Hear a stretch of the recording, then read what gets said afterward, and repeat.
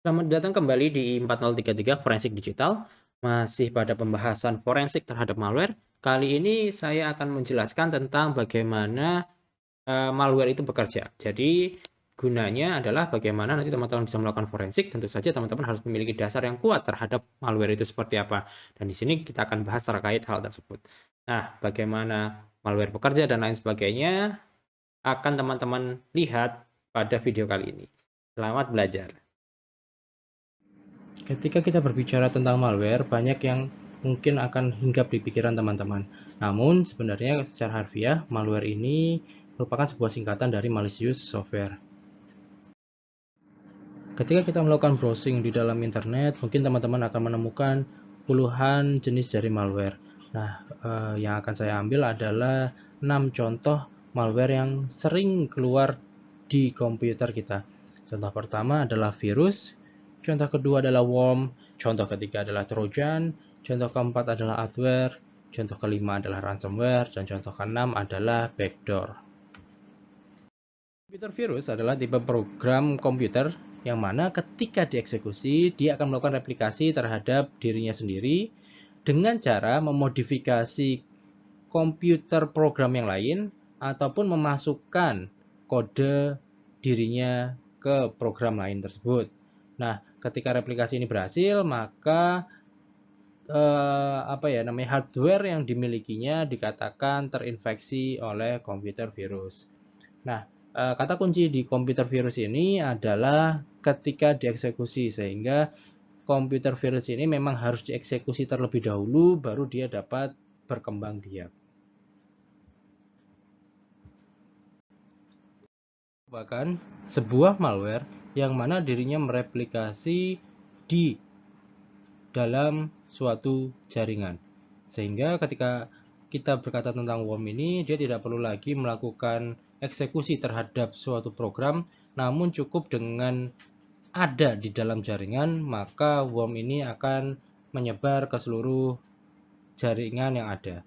Nah, ketika kita berbicara tentang worm, maka kita harus sangat berhati-hati dengan yang namanya jaringan tersebut. Sehingga disarankan teman-teman untuk menggunakan semacam firewall ataupun IDPS di dalam jaringan teman-teman. Jadi si worm ini tidak lagi bisa berkembang atau tidak bisa menyebar ke jaringan yang ada di dalam organisasi teman-teman. Trojan Horse merupakan sebuah malware yang melakukan mislead terhadap intensi dari program yang ada. Trojan ini berasal dari Yunani, di mana terdapat sebuah kuda Trojan Horse yang mana dia ini mengakibatkan sebuah kota bernama Troya jatuh ke tangan musuh. Nah, istilah ini akhirnya digunakan dalam komputer, yaitu ada sebuah program yang baik dan di belakangnya disusupi oleh program yang buruk sesuai dengan nama kuda Troja. Atau advertisementware adalah sebuah malware yang sering kita dapatkan ketika kita melakukan instalasi terhadap suatu software yang kita tidak ketahui asalnya atau asalnya kurang dapat dipercaya. Nah, akan muncul pop-up yang mana ketika kita lihat pop-up ini tidak akan berhenti walaupun kita sudah close. Nah, inilah yang terjadi ketika terkena adware. Biasanya yang dikeluarkan atau pop-up yang akan keluar itu merupakan sebuah advertisement dari suatu produk. Malware merupakan sebuah malware yang mana malware tersebut akan meminta sebuah tebusan kepada yang terjangkiti untuk membuka data yang ada. Biasanya data-data ini akan dienkripsi menggunakan suatu tipe enkripsi tertentu, contohnya misalnya RSA 2048, sehingga agak susah untuk dilakukan dekripsi terhadap ransomware tersebut. Contoh yang paling sering terdengar adalah WannaCry dan NotPetya. Backdoor sebenarnya merupakan sebuah program yang mana akan membuat jalur belakang dari sistem yang kita miliki. Nah, jalur belakang ini nantinya akan digunakan oleh penyerang untuk masuk ke dalam sistem kita ketika dirasa perlu. Nah, biasanya backdoor ini jarang bekerja sendiri atau jarang ada sendiri, tapi biasanya akan bersama dengan antara virus lah, worm lah, atau trojan, sehingga dia ini semacam bekerja sama dengan malware-malware lainnya. Bagaimana sebuah malware ini dapat menginfeksi komputer kita? Nah, ternyata ada beberapa cara. Bahkan kalau bisa dikatakan lebih dari 5 cara, maka bisa dikatakan ini lebih dari 5 cara. Namun saya akan membuat atau merangkum 5 saja yang mana sering terjadi di komputer kita. Yang pertama adalah dari spam email.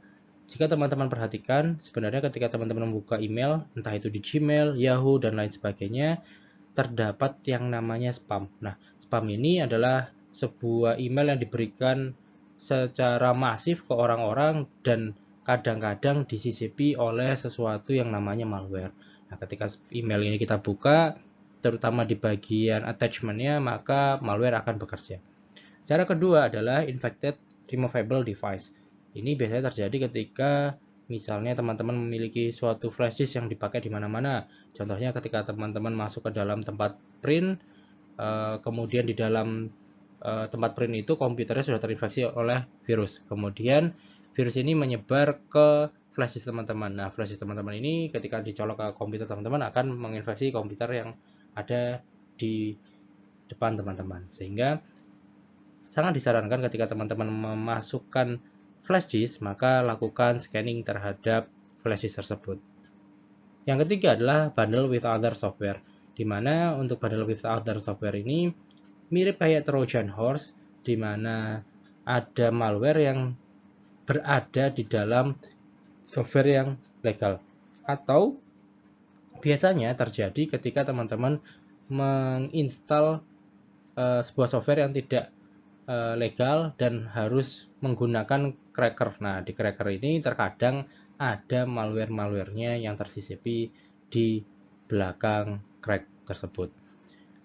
Cara keempat adalah untrusted site. Nah, ini mungkin sering terjadi bagi teman-teman yang masuk ke dalam site-site yang tidak baik, dan biasanya kalau teman-teman perhatikan, kalau teman-teman menggunakan misalnya antivirus yang cukup baik dan terinstall di web browser atau ada aplikasi yang ada di web browsernya, maka dia akan mengatakan bahwa website ini tidak terlalu aman, sehingga teman-teman harus melakukan leave dari program atau dari website tersebut.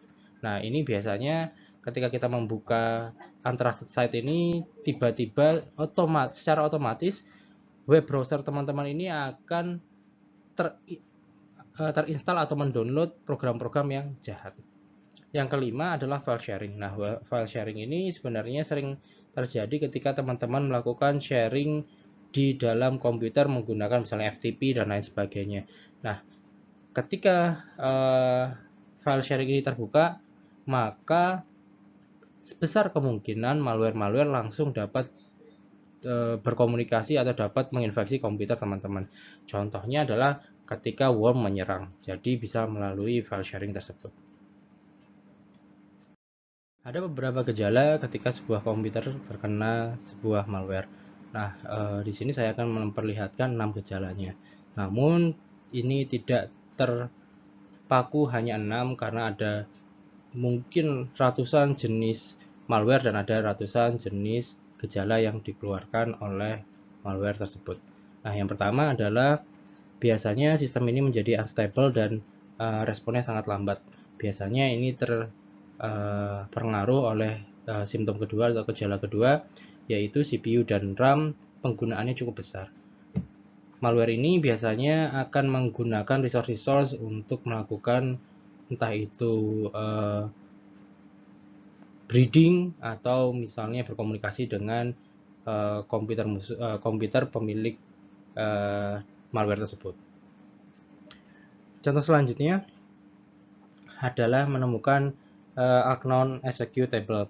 Nah, ini sering terjadi ketika mungkin saya masih muda, di mana file doc ini berubah menjadi file misalnya doc A atau doc B, di mana doc A doc B ini adalah suatu executable dari virus tersebut.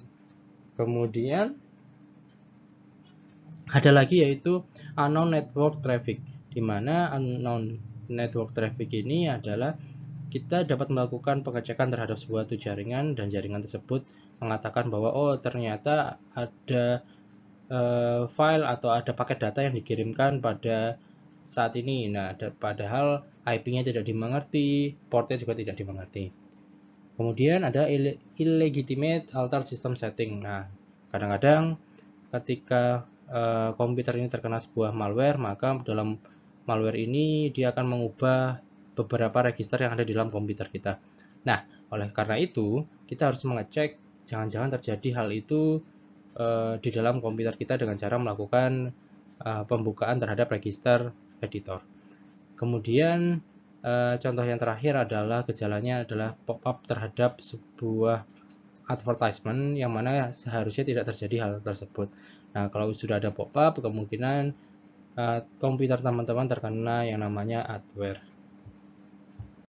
Nah, tadi adalah dasar-dasar yang teman-teman perlu ketahui terkait malware. Jadi, nanti kalau teman-teman bertemu dengan yang namanya malware, jangan salah. Ketika teman-teman bertemu dengan virus lah, worm lah, dan lain sebagainya, mereka memiliki ciri khas tertentu. Nah, bagaimana langkah-langkah untuk melakukan forensik? Tunggu di pada video selanjutnya. Salam.